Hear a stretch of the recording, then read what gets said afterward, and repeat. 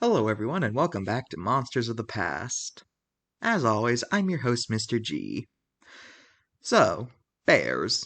You know, those mammals that eat everything in sight, the ones with the hilariously small ears and the claws, you know, famous for their bad attitudes and stuff like that. Well, that's what we're talking about today. I'm here in the Ice Age to talk about a bear that lived here.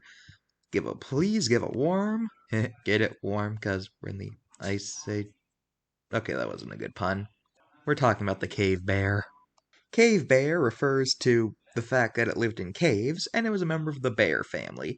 It was an omnivore with an herbivorous leaning, which I'll get into more detail later, and it lived during the Pleistocene in Europe. Cave bears could reach up to 10 feet in length, making them pretty equal in size to the polar bear and the Kodiak bear, which are the two biggest bear species alive today. Cave bears got their name due to the fact that almost every fossil of them has been found inside of a cave, which leads paleontologists to think they spent more time in their caves than most modern bears do. As for their diet, that's long been a point of contention. For many years, they are thought to have been herbivores, but then isotopic evidence seems to point to their true omnivorous lifestyle that may have favored eating plants. Much like how panda bears are technically omnivores, but they mostly eat bamboo. Anyway, an interesting fact is that archaeological evidence seems to indicate that early man seemed to have a weird relationship with cave bears, as one time archaeologists have found a cave where there was a small limestone wall containing a lot of cave bear skeletons.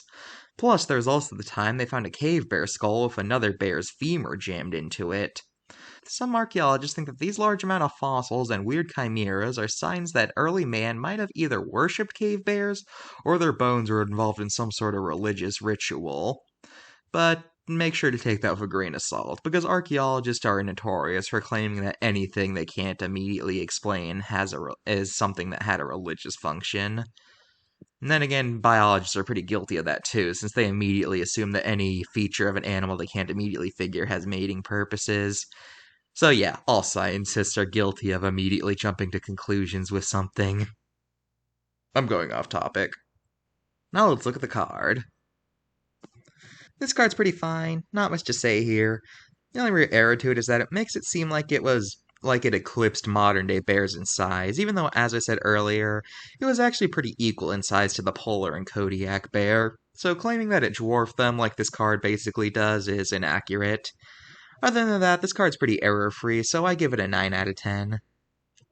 Okay, now let's move on to pop culture. Cave bears were in Far Cry Primal, and they appeared in an episode of the short-lived TV show Prehistoric Park, where they're actually anachronistic, but the episode actually points that out, as after the cave bear attacks, the host is all like, "I'm sorry, I thought cave bears already went extinct at this point. This is a fascinating discovery." So at least they're acknowledging that the creature is misplaced in time. Now, there is definitely more appearances, since in caveman media there's typically bears portrayed, but I don't feel like going through caveman media just in hopes I'll find a cave bear, so yeah. After 100 episodes of this, I suddenly become very tired of these pop culture appearances a lot, because it's either always, they appeared in Land Before Time, they were in this Jurassic Park thing you've never heard of, they were in this other thing. I just get tired of these pop culture appearances sometimes. Anyway, that's all for this episode of Monsters of the Past. Join me next time when I talk about a snake. And no, it's not the one you're thinking of.